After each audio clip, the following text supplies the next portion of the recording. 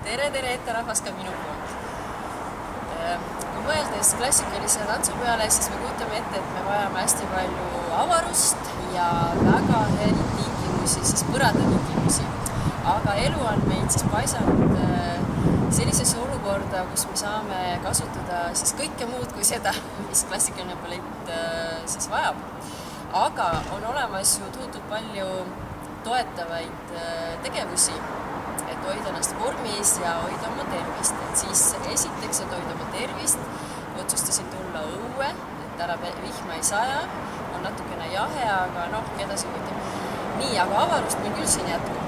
Niisiis, ja minu poolt siis väikesed tasakaaluharjutused, et siis tuletage meelde klassikatunnis siis neid reegleid, et kui teid tõmbab taha, siis aktiveerige kõhulihased, kui te hakkate minuli kukkuma, siis võtate õlad alla ja saabki tehtud.